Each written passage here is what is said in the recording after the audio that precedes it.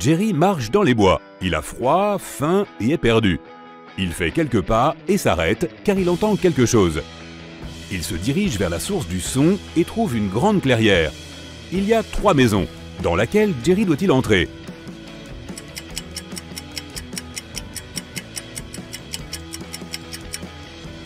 La maison sur la gauche est fermée de l'extérieur. Il y a un verrou sur la porte, tu vois?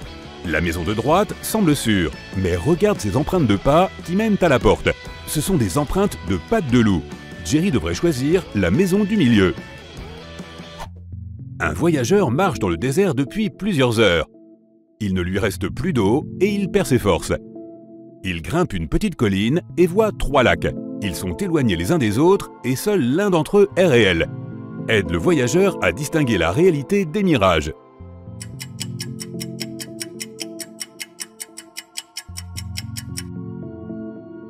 Il y a des palmiers près de tous les lacs, mais un seul d'entre eux reflète les arbres. Cela signifie que le lac de droite est réel. Tu marches le long de la plage. Soudain, tu entends un cri. Une femme appelle à l'aide. Elle est en train de se noyer. Tu cours dans l'eau et nages vers elle. Dès que tu t'approches d'elle, tu vois 3 autres personnes. Elles crient toutes, mais une seule d'entre elles a vraiment besoin d'aide. Les autres sont des sirènes qui veulent t'emmener dans leur royaume. Comment savoir lequel des 3 est humain?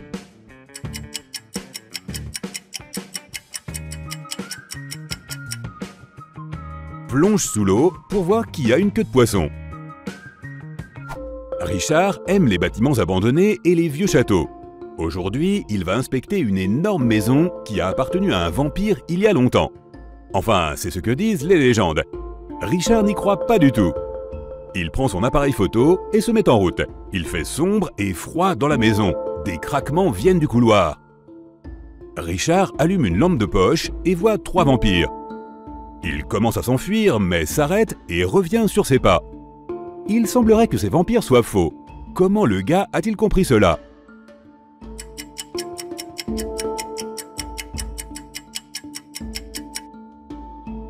Il y a un miroir au plafond au-dessus du premier vampire, et il se reflète dedans. Le deuxième vampire n'a pas de croc. Le troisième, oh, il semble être réel. Cours! Maintenant, Richard veut visiter un hôpital abandonné.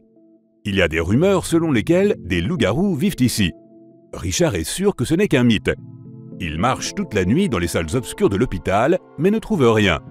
Il est sur le point de partir quand 4 hommes bloquent la sortie. Ils hurlent et grognent. Lequel d'entre eux est le vrai loup-garou?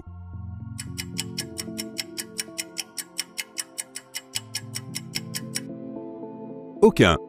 La pleine lune brille à travers les fenêtres, mais ces individus ne se sont pas transformés en monstres. Mais quand même, Richard s'enfuit. Ces gars-là ont l'air vraiment fous. Un homme riche se rend à une exposition d'art moderne. Il va acheter un nouveau tableau pour sa collection. Le propriétaire de l'exposition lui montre 3 œuvres d'artistes différents. Dans le premier tableau, il y a un triangle vert avec un tournesol au milieu. La deuxième peinture représente un tigre prenant un selfie sur son téléphone. Dans la troisième image, il y a une maison volante. Le collectionneur est sûr que l'une des peintures est fausse. Laquelle?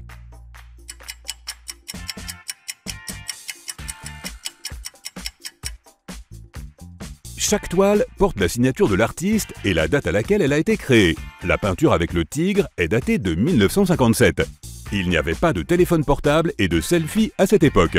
La peinture est fausse. Martin est nerveux car c'est sa première prestation en tant que DJ dans un festival de musique électronique. Il monte sur scène, la foule l'acclame. Martin met ses écouteurs et lance le premier morceau. La musique joue, mais les gens ne dansent pas. Pourquoi?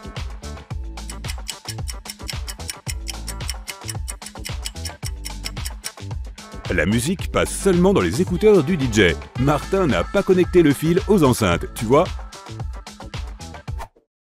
Les gens sont assis à leur place. Les lumières s'éteignent, quelqu'un mâche du popcorn et quelqu'un boit un coca. Le film commence. C'est un film d'horreur. Quelqu'un crie. L'employé entre dans la salle. Plusieurs personnes n'ont pas payé leur billet. Devine qui c'est.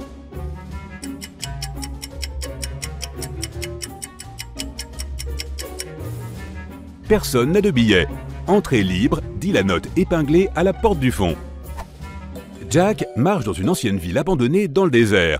Un trésor est caché quelque part. Jack vérifie la carte et trouve le bon endroit. Il commence à creuser. 6 heures plus tard, épuisé, il cogne quelque chose avec sa pelle. C'est un coffre. Jack le sort de terre, fait sauter la serrure rouillée et l'ouvre. Le coffre est rempli de pièces d'or anciennes. Chacune d'entre elles coûte des centaines de milliers de dollars. Maintenant, Jack est incroyablement riche. Mais il ne devrait pas trop se réjouir car toutes les pièces sont fausses. Pourquoi cela ?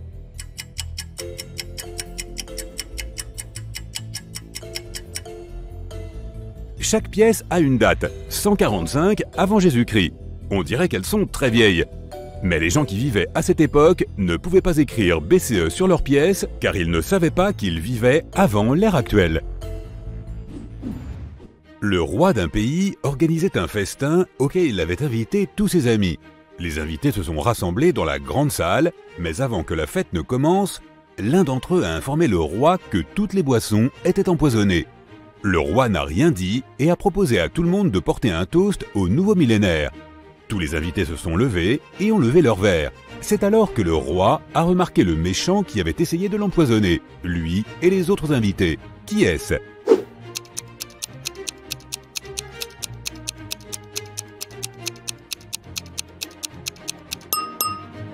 Le gars là-bas tient un verre vide.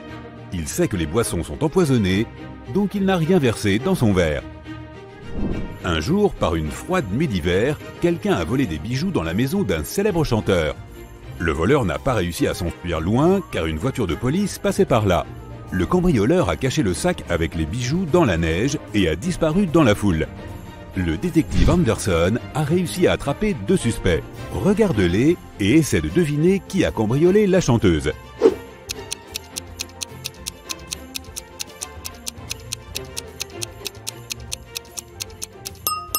Si tu creuses la neige avec tes mains nues, elles deviendront rouges. Cet homme a les doigts et les mains rouges. Mais cette femme aurait pu creuser la neige avec une paire de gants, donc elle pourrait être le voleur aussi. Mais elle ne pourrait pas courir avec de si hauts talons. Un professeur d'université entre dans un amphithéâtre où son collègue, un enseignant plus âgé, donne un cours sur la physique quantique. Il dessine des formules au tableau et ses étudiants utilisent leurs ordinateurs portables pour prendre des notes. Le professeur sait que l'un de ses étudiants dort. Il commence à marcher dans la salle et s'arrête derrière chacun d'eux à tour de rôle. Qui est en train de rêver ?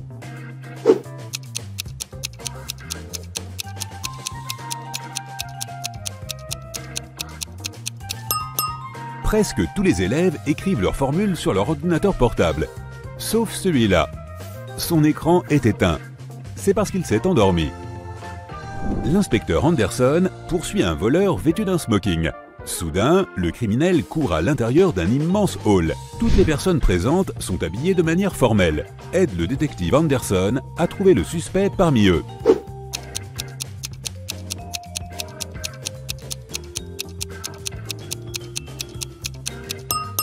Attrape ce mec, il transpire parce qu'il a couru.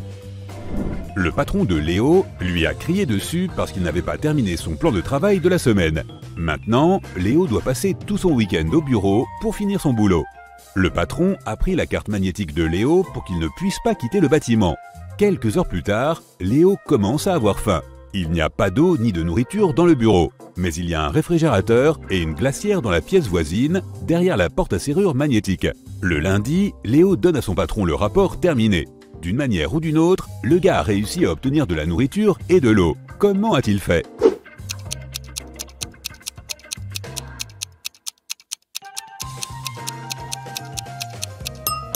Léo est juste allé au réfrigérateur et a pris de la nourriture. Personne n'a dit que la porte avec la serrure magnétique avait été fermée. Mike se réveille sur la banquette arrière d'une voiture de course. Le moteur rugit, le vent souffle dans le visage de Mike. Il n'y a personne au volant et droit devant, il y a une falaise. Les mains de Mike sont attachées. Il saute de la voiture sans hésiter et atterrit sur l'asphalte. Étonnamment, il n'a pas une seule égratignure. Comment est-ce possible ?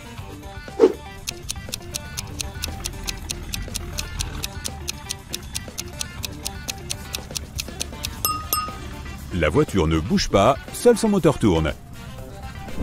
Victoria arrive chez elle. L'ampoule s'allume automatiquement et l'éclaire jusqu'à la porte.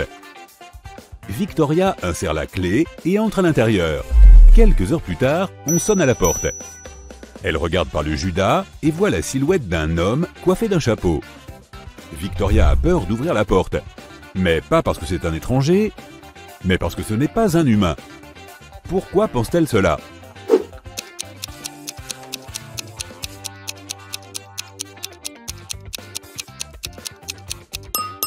Le capteur de lumière n'a pas fonctionné, donc il n'y a pas de corps physique à l'extérieur.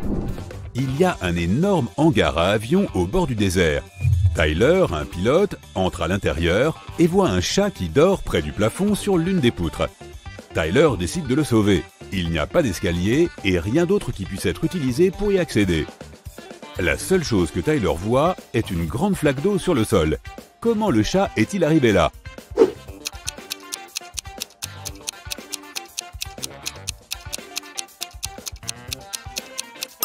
Il y avait une pyramide de glaçons. Le chat a grimpé au sommet de celle-ci pour atteindre le plafond. Puis, la glace a fondu et a laissé la flaque d'eau. Margaret, Rachel et Diana marchent dans la rue et partagent leurs projets pour le week-end. Les filles ont l'air riches. Mais une seule d'entre elles a beaucoup d'argent. Qui est cette fille?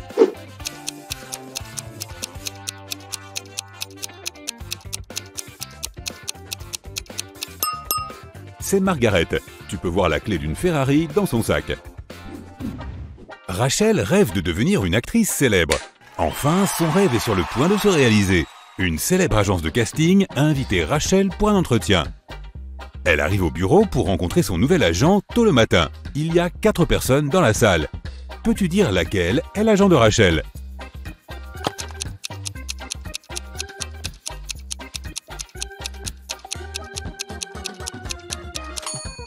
Cet homme est la seule personne qui n'ait pas de badge d'employé, donc il est probablement aussi candidat. Cet homme porte un costume chic et cher, mais il a apporté du café pour tout le monde. C'est donc un assistant. Le mug de cette femme indique « meilleure avocate du monde ». Donc, elle est probablement responsable des questions juridiques. Cette femme au téléphone est donc certainement l'agent de Rachel, Zoé. Zoé propose à Rachel de s'asseoir. Quelle place Rachel doit-elle choisir?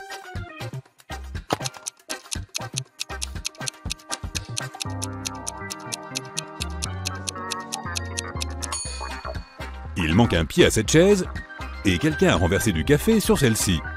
Le barista a écrit « The Boss » sur cette tasse et l'a laissé sur la table devant cette chaise. Et quelqu'un a laissé un pull sur celle-là. Il ne reste donc à Rachel qu'une seule option. Tout d'abord, Zoé décide de vérifier à quel point Rachel est intelligente et lui soumet cette énigme. Elle utilise 3 crayons pour faire ce triangle. La mission de Rachel est de créer un carré parfait en déplaçant un seul crayon. Peux-tu l'aider?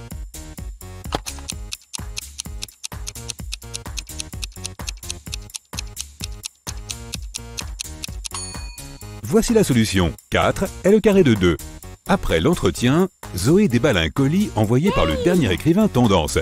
Il a secrètement transmis à Zoé son nouveau chef-d'œuvre. Zoé n'a rien dit à ce sujet à ses collègues, mais l'un d'entre eux essaie de voler le scénario. Peux-tu deviner qui?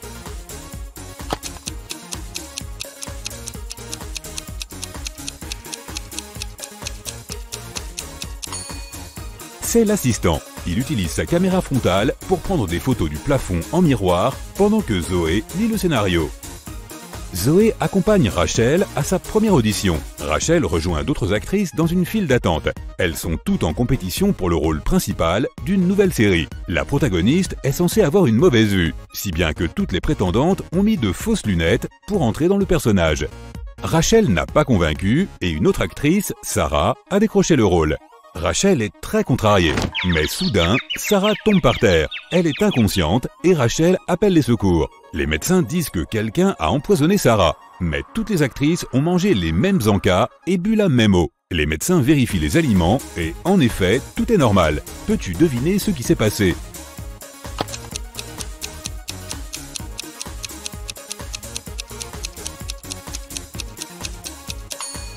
Cette actrice a donné à Sarah une lingette humide pour nettoyer ses lunettes. La lingette était empoisonnée. Le lendemain, Rachel arrive dans un théâtre pour rencontrer Stan, un célèbre metteur en scène. Elle remarque tout de suite 5 choses bizarres à propos de cet endroit. Et toi, peux-tu les voir aussi?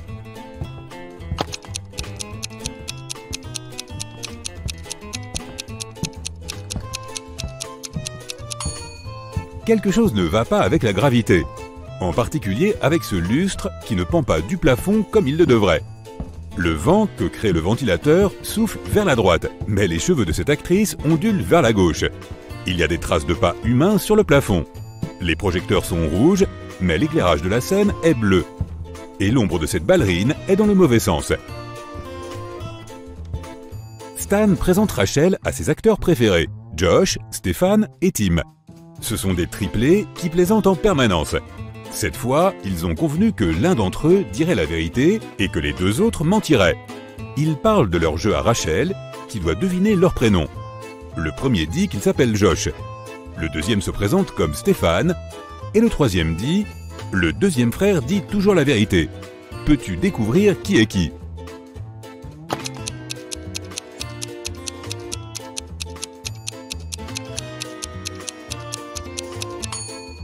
Si le troisième frère dit la vérité, alors le deuxième aussi. Mais un seul frère est censé être honnête. Donc le troisième doit mentir. Cela signifie que le deuxième ment aussi. Par conséquent, seul le premier dit la vérité. C'est donc bien Josh. Le deuxième n'est ni Josh ni Stéphane, c'est donc Tim. Et le troisième est Stéphane. Stan propose à Rachel d'incarner une princesse dans sa nouvelle production. Rachel se rend dans la loge pour se maquiller. Soudain, elle entend un cri. Rachel se précipite hors des coulisses et voit la star principale de la pièce sur la scène, couverte de peinture. Rachel interroge les suspects. Ron, un assistant, affirme qu'il était en train de manger son sandwich sur le balcon quand c'est arrivé. Lily, une styliste, était au téléphone avec son mari. Et Stéphanie, une femme de ménage, dit qu'elle était en train de nettoyer les toilettes à ce moment-là. Qui est coupable ?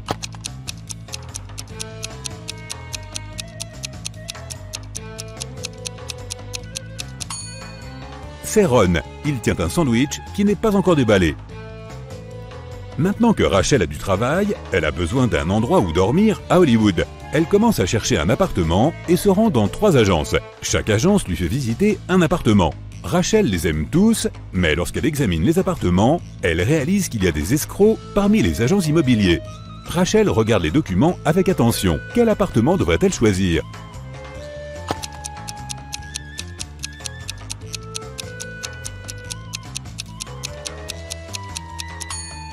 Rachel doit choisir la 3e option. Le premier appartement est censé se trouver au 6e étage. Mais c'est impossible car le bâtiment n'en compte que 5. Et d'après la description du 2e appartement, sa construction sera terminée en 2025. Or, nous sommes en 2022. Mais Rachel a besoin d'un appartement immédiatement. Abby est une étudiante. Tous les jours, avant d'aller en cours, elle se prépare un sandwich pour le déjeuner.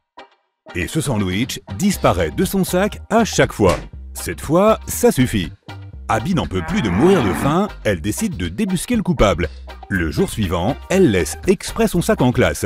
Elle se cache dans une armoire et reste à attendre. Abby voit que quelqu'un extirpe son sandwich de son sac, mais elle ne parvient pas à voir son visage. Elle interroge ses camarades. Liam proteste. « Comment oses-tu? La seule chose que je mange, c'est de la salade de fruits. » Jason dit « C'est ma mamie qui m'a fait mon sandwich. » Chuck répond qu'il vient d'acheter son sandwich au distributeur. Qui est le menteur?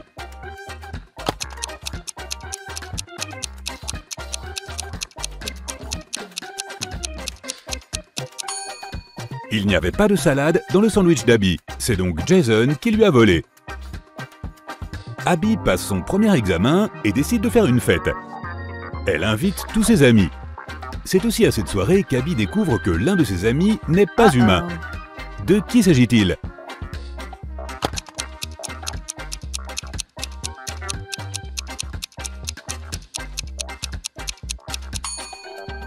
C'est Henry. Regarde, il a 2 pieds droits. Pendant les vacances de printemps, Abby organise un vide-grenier pour vendre certaines de ses vieilles robes. Au bout d'un certain temps, elle reçoit sa première cliente, Tina. Tina choisit une robe et demande à Abby. « C'est combien pour la robe ?» Abby répond « 30 €. Tina ne pensait pas dépenser autant et elle répond « Vous pouvez me la faire à 20 €? » Abby accepte. Tina lui donne 50 €, mais Abby n'a pas la monnaie. Elle va demander au voisin. Le voisin lui donne 3 billets, 2 billets de 20 et un billet de 10. Abby retourne à son stand, elle donne 30 € à Tina et met les 20 € restants dans son portefeuille. Quelques minutes plus tard, le voisin d'Abby revient en courant et crie « Le billet que vous m'avez donné est faux, rendez-moi mon argent !» Abby doit donc le rembourser de sa poche. Combien d'argent a-t-elle perdu?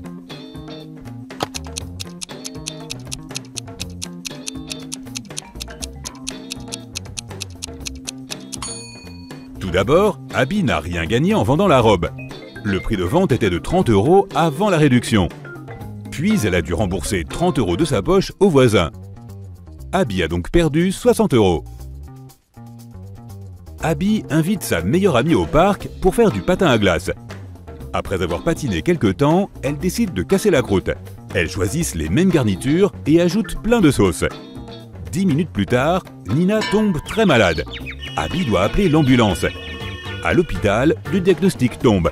Intoxication alimentaire. Quelle est la sauce responsable?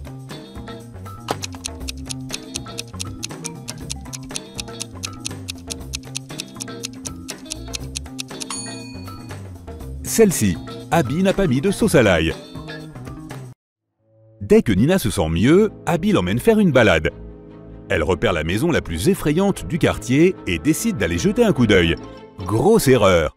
Elles entrent et soudain, la porte derrière elles disparaît. Elles ont 3 issues. Il y a un zombie derrière la première porte, un vampire terrifiant derrière la deuxième porte et un fantôme angoissant derrière la troisième porte. Quelle est l'issue la plus sûre?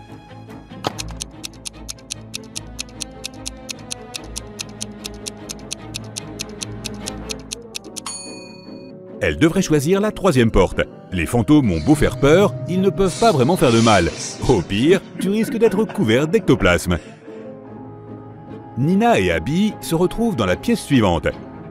La porte de sortie est ouverte, mais une vieille sorcière apparaît et leur bloque le passage en criant « Pas si vite! Vous devez résoudre mon énigme d'abord. Pourquoi ces mots sont-ils dans cet ordre ?»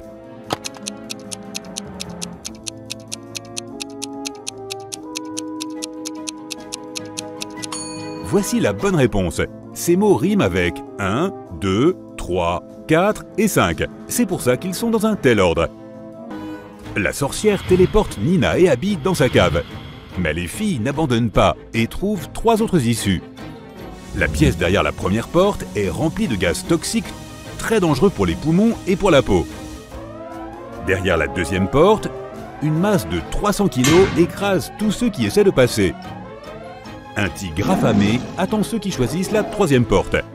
Abby et Nina hésitent un instant, puis choisissent la bonne porte.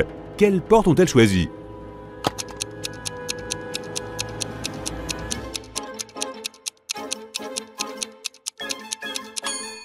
Nina enlève sa botte et la lance à travers la deuxième porte.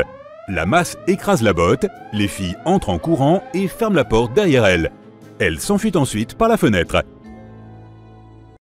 Elles se perdent malheureusement dans une forêt enchantée. Il fait froid parce que c'est l'hiver. Après avoir un peu erré au hasard, elles trouvent 3 chemins. Les 3 ont l'air dangereux. Si elles choisissent le chemin de gauche, elles doivent affronter une meute de loups affamés. Si elles choisissent d'aller tout droit, elles doivent traverser un village de loups-garous. Et le 3e chemin passe par un lac gelé dont la couche de glace peut se casser à tout moment. Quel chemin doivent-elles choisir?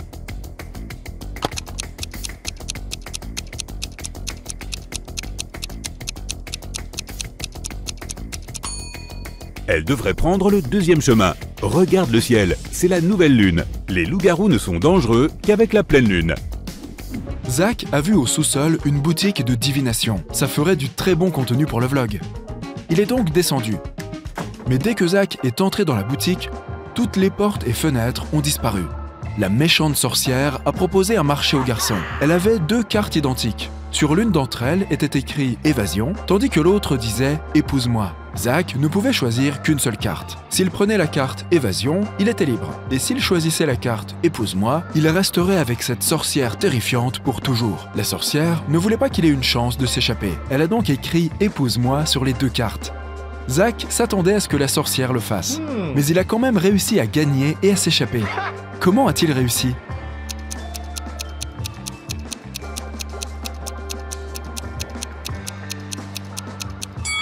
Il a pris une carte et l'a fait tomber dans la cheminée en disant que c'était un accident. La sorcière a dû révéler la carte restante qui disait « Épouse-moi ». Selon les règles, il devait y avoir 2 cartes différentes. La sorcière n'avait donc rien d'autre à faire que de reconnaître que la carte que Zach avait choisie et brûlée devait être la carte évasion.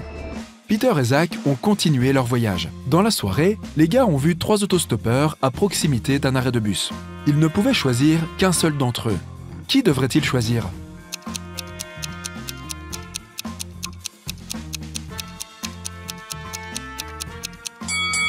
Cette jolie fille est un loup-garou.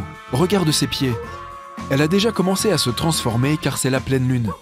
Et cette vieille dame à l'air inoffensif est une criminelle en cavale. Regarde l'affiche accrochée à l'arrêt de bus. C'est son portrait. Quant au type, il a l'air plutôt inoffensif. Oui, ses vêtements sont effectivement tachés de quelque chose de rouge, mais c'est juste de la peinture parce que c'est un artiste. Regarde, il y a du matériel d'art dans son sac à dos. L'artiste, qui s'appelait George, leur a parlé d'un autre endroit intéressant et mystérieux. Les gens du coin l'appelaient la maison hantée. Une semaine auparavant, George a entendu des cris étranges venant de l'intérieur. Il est allé vérifier la maison. 1 minute plus tard, il s'est enfui en hurlant. Qu'est-ce qui lui a fait si peur ?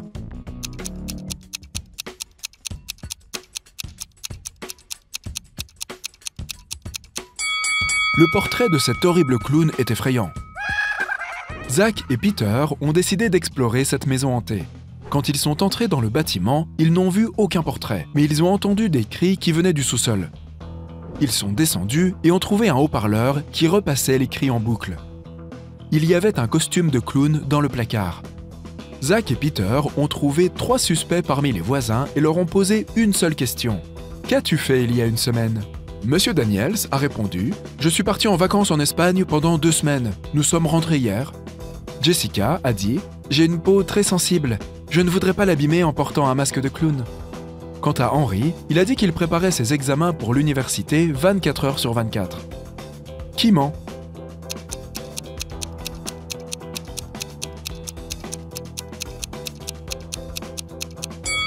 Jessica. Zach et Peter n'ont rien dit à propos du clown. Mais elle a directement cherché des excuses. Les gars sont arrivés à l'hôpital local pour filmer une interview avec un célèbre professeur, le Dr Thompson. Mais d'abord, ils devaient aider 4 personnes. Kyle se plaignait « Je suis misophone. Je me lave les mains 100 fois par jour. » Kelly a déclaré « J'ai le vertige. Je ne sais même pas faire du vélo. » Fred s'est plaint « J'ai très peur de l'eau. Je ne peux même pas regarder un robinet. » Et Jenny prétendait qu'elle était claustrophobe. Elle s'évanouissait toujours dans les ascenseurs. Le Dr Thompson savait avec certitude qu'une seule de ces personnes disait la vérité. Peux-tu dire qui ?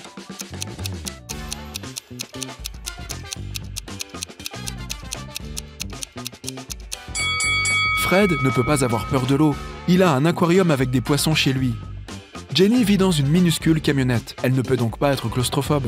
Et l'appartement de Kyle est trop en désordre pour quelqu'un qui a peur de la saleté et des germes. Donc, c'est Kelly. Elle dort sur le sol, ce qui est normal pour quelqu'un qui a le vertige. Prochain arrêt, des grottes terrifiantes. Zach et Peter sont allés voir des ruines anciennes au milieu des bois. Beaucoup de gens avaient disparu là-bas. Les gars ont entendu des cris étranges venant de la grotte. Ils ont couru vers le son et se sont perdus. Soudain, ils ont vu 3 tunnels. Le premier tunnel était rempli de feu. Un vampire affamé attendait dans le 2e tunnel. Et le 3e tunnel était rempli de pommes empoisonnées. Quel chemin doivent-ils choisir ?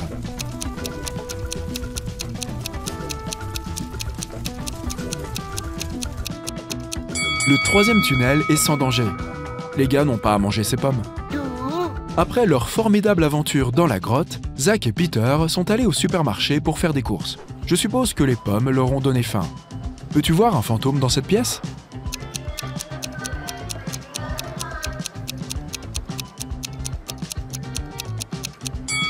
Le voici.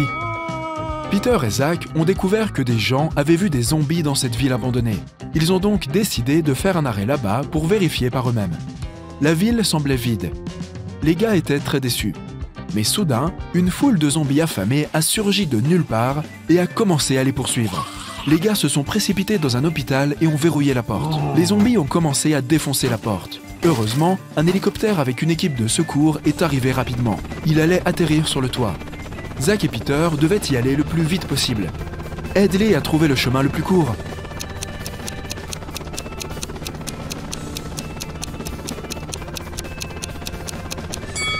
Voici le chemin. Je vais te montrer deux profils. Ta tâche est de deviner lequel des deux est faux. Commençons. Quel profil est faux?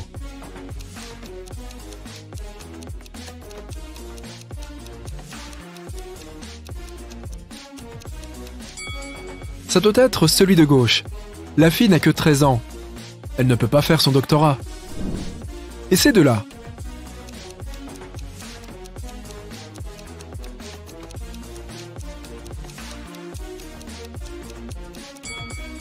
La personne à droite est née le 29 février. C'est bien, cette date existe. Mais il n'y avait pas de 29 février en 1985, car cette date ne se produit que tous les 4 ans.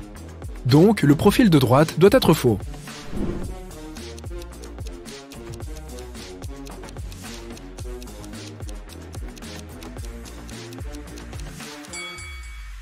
Le profil gauche est faux.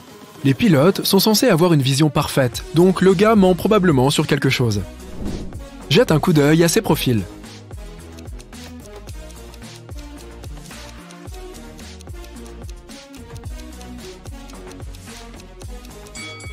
Ok, Panem et Narnia sont deux endroits fictifs, donc je dirais que le profil de gauche est un faux. Que peux-tu dire de ces deux-là?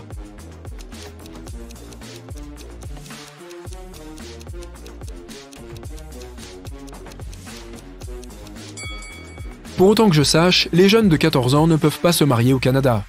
Donc, le profil de droite est faux. Maintenant, je vais te montrer quelques photos. Ta tâche est de deviner ce qui ne va pas avec elles. Commençons. Voici la première pour toi.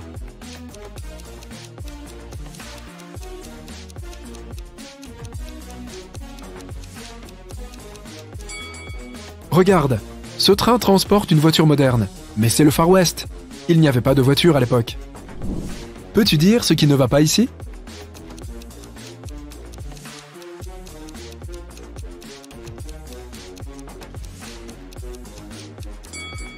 C'est l'époque médiévale. Mais regarde, il y a un immeuble de 10 étages en arrière-plan. Et cette photo? Tu vois quelque chose d'étrange?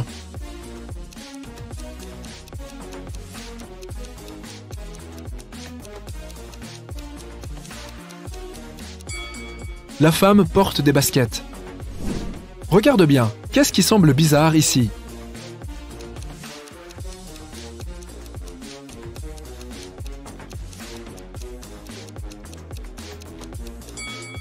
Cette femme a une caméra moderne. Je ne pense pas que les gens en avaient à l'époque. Que penses-tu de cette photo?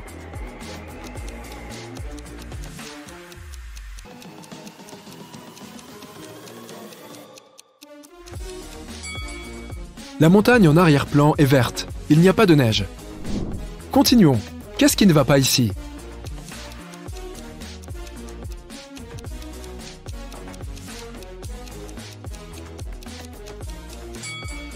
Regarde ce mec au fond. Il porte des baskets. Pas la meilleure chose à porter pour un bal. En plus, ce genre de chaussures n'existait pas à l'époque. Sois très attentif. Peux-tu trouver un détail étrange ici?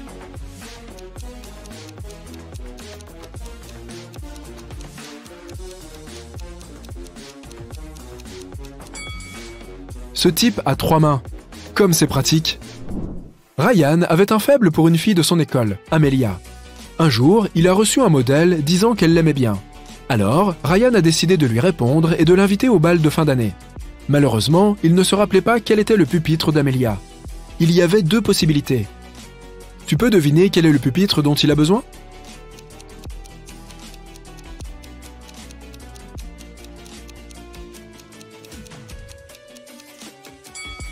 Si tu te souviens, la note était écrite à l'encre verte. Il y a un stylo vert similaire sur le bureau à droite. Donc, c'est très probablement le bureau d'Amelia. Un lundi matin, une grosse somme d'argent a disparu du coffre du comptable. 3 personnes se trouvaient dans le bureau à ce moment-là. Magnolia, la comptable, a dit qu'elle était partie quelques minutes pour aller aux toilettes. Walker, un responsable informatique, a déclaré qu'il était sorti pour déjeuner et qu'il n'avait rien vu.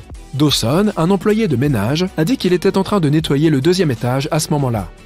Peux-tu trouver qui ment?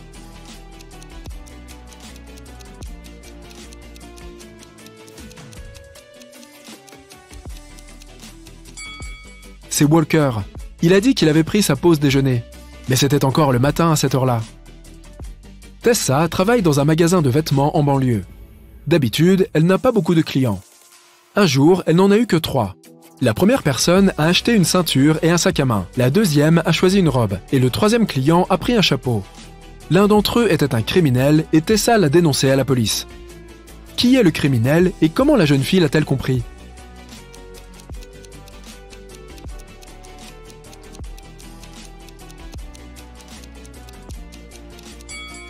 Le troisième client lui a donné un billet de 1000 $, et ce genre de billet n'existe pas. Pendant ses vacances d'hiver, Serena est allée toute seule dans la maison la plus effrayante du quartier. C'était une erreur, car une fois qu'elle est entrée, la porte s'est verrouillée derrière son dos. Elle a vu 3 façons de sortir. Derrière la première porte, il y avait une énorme araignée venimeuse. Derrière la deuxième porte, il y avait un mur de briques. Derrière la troisième porte, il y avait un énorme lac. Quel chemin doit-elle choisir?